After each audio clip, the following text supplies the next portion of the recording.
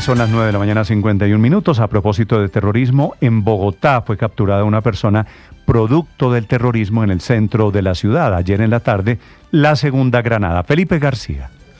Hola Néstor, sí señor, y recordemos que en menos de una semana se han registrado 2 explosiones con granada en el barrio San Bernardo o Samber en el centro de Bogotá. El más reciente caso ocurrió en las horas de la tarde de ayer, dejando 2 personas lesionadas por aturdimiento y ningún fallecido, solo un perrito que estaba allí en la zona y que murió tras la explosión que ocurrió exactamente en la carrera 10ª entre calles Quinta y Sexta en el sector conocido como el Mercado de los Cachivacheros. Según informó la policía de Bogotá, una persona fue capturada y las causas de ese hecho se atribuyen a un ajuste de cuentas entre estructuras criminales, una reorganización de los delincuentes en ese sector de la ciudad por el control de las rentas del microtráfico. Incluso Néstor mencionó el propio alcalde Carlos Fernando Galán que en esa zona del Samber, conocido como el Nuevo Bronx, se detectó la presencia de por lo menos 5 organizaciones criminales como los costeños y los venecos, y entre ellas sería justamente esa disputa que genera terror entre los habitantes de ese sector de la ciudad. De hecho, este hecho tendría como objetivo en atentar contra la vida de uno de los cabecillas de estas bandas. Recordemos, Néstor, que el pasado 18 de febrero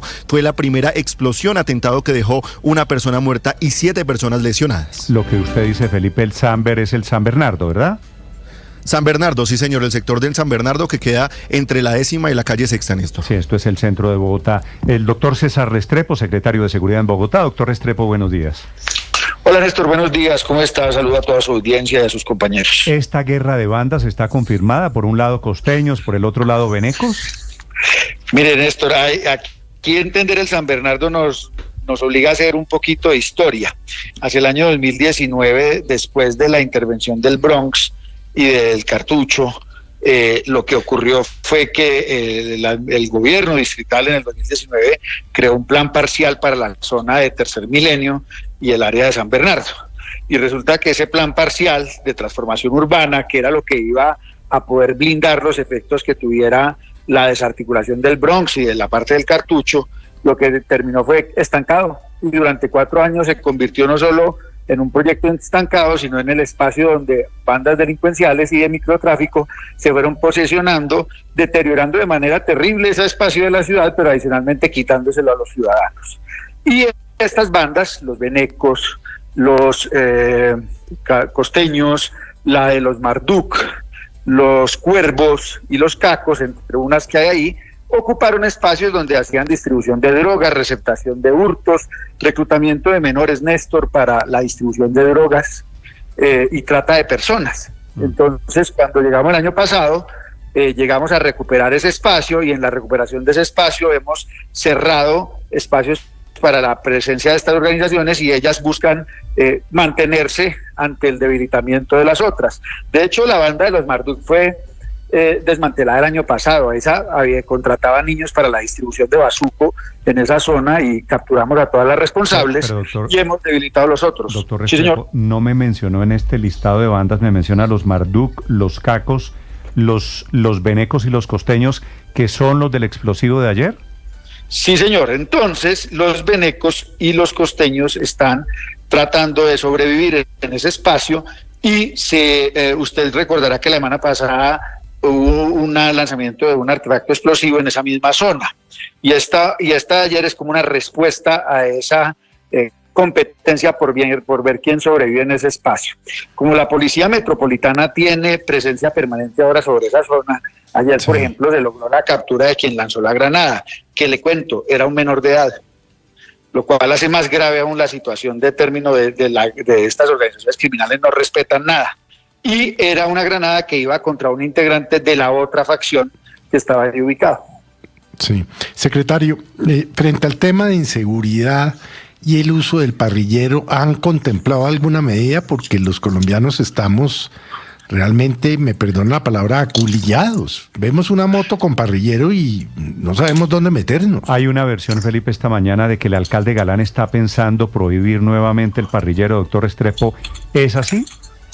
Felipe, el señor alcalde Galán y Néstor, el señor alcalde Galán la semana pasada, frente a una pregunta de estas, nos indicó a la administración que analizáramos la viabilidad de medidas de ese tipo y la eficacia en lo que busca combatir.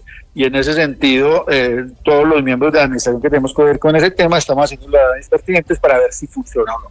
pero que yo tenga una orden, entre otras cosas, porque mis funciones no me permiten tomar decisiones de tráfico, de movilidad y de tránsito, pues yo no tengo una orden precisa, sino que el señor alcalde nos dijo que analizáramos la viabilidad de ese comportamiento, de esas restricciones y la modalidad de cómo se Pero doctor Restrepo, a la pregunta de Felipe, es decir, ¿sí hay posibilidades de que vuelva la prohibición del parrillero en la moto en Bogotá? Todas esas son herramientas que son viables para aplicar en el marco jurídico colombiano. Aquí lo que siempre hay que evaluar es el impacto que tiene eso sobre el conjunto general de la ciudadanía, la utilidad que tiene para resolver el problema y adicionalmente la posibilidad de hacerse cumplir. Sí. Eso es lo que siempre se evalúa. Sí, doctor Restrepo, frente al tema de la guerra en general que hay entre estas bandas, usted menciona Marduk, Cuervos, Cacos, los costeños, los venecos, haciendo memoria, en las últimas guerras o la última guerra tal vez de bandas de microtráfico, lo que dejaba era los famosos embolsados. Ya estamos en la etapa en lo que tiene que ver con estas, en granadas, en explosivos. ¿Qué tan seria, qué tan grave es la situación de orden público para los bogotanos, teniendo en cuenta la amenaza que significan estas organizaciones? María Camila, vea, sobre el tema de las granadas, yo creo que esto no se puede circunscribir a Bogotá. Resulta que lo que estamos enfrentando en Bogotá y en el país es una debilidad estructural en el tema de control de armas y explosivos. Y eso es un problema no de hoy ni de hace una semana, sino que ha crecido progresivamente después de la firma de los acuerdos de La Habana. No ha habido una estrategia seria de control de explosivos y de armas, y eso en qué evoluciona, en que bandas delincuenciales tengan acceso a estos artefactos. Por eso desde el gobierno distrital hemos hecho un llamado al gobierno nacional desde hace unas semanas pidiéndole que por favor haga informe al país sobre cuáles son los flujos de armas y explosivos que hay, por dónde están entrando, cómo son los mercados y además desmonte esas líneas de tráfico de armas y explosivos hacia las ciudades, porque en las ciudades trabajamos arduamente para instituir la seguridad, para construir espacios seguros, pero si hay un flujo abierto en el país de armas y explosivos, pues realmente el trabajo se nos complica muchísimo más. Así que eso es lo que tiene que ver. Lo de los embolsados también es una forma en la que estas organizaciones delincuenciales tratan de mandar dentro de sus organizaciones unas mensajes de disciplina. Pasa en todos los lugares del país. Por ejemplo, hace 2 semanas en Cali aparecieron personas amarradas, en otras ciudades del país también. Así que estas son prácticas de los criminales, pero que no se refieren a confrontaciones en particular, sino que son sus formas de operar, y lo que nos toca a las autoridades locales, pero también a la autoridad nacional, es cerrarle el espacio a los medios que les permiten ejercer esa violencia. Sí. Y en este caso, armas y explosivos es una responsabilidad directa del gobierno nacional. Esa preocupación sobre el movimiento de armas y explosivos, ¿ustedes se la comunicaron o la pudieron conversar con el ministro de Defensa, Iván Velázquez? Cuando llegamos al 4.º día de gobierno, se le puso sobre la mesa varios temas. Uno de esos era el del tema de armas y explosivos, pero pues no hemos notado que haya una estrategia focalizada en quitarle a los violentos la forma de ejercer la violencia. ¿Tiene algo que ver lo que pasó en el centro de Bogotá, lo que viene pasando en el centro de Bogotá, doctor Restrepo, con que ahí quedaba antes la legendaria estación de policía en la Sexta? No, Néstor, tiene que ver con que durante 4 años se dejó ese espacio libre para que los criminales y los delincuentes ubicaran como un centro de comercio de sus actividades delincuenciales, y que cuando una administración se decide a recuperar ese espacio para la ciudad, pues se acaban los espacios y ellos tienen que competir por mantenerse sobre los otros. Vale. Doctor Restrepo, gracias y mucha suerte.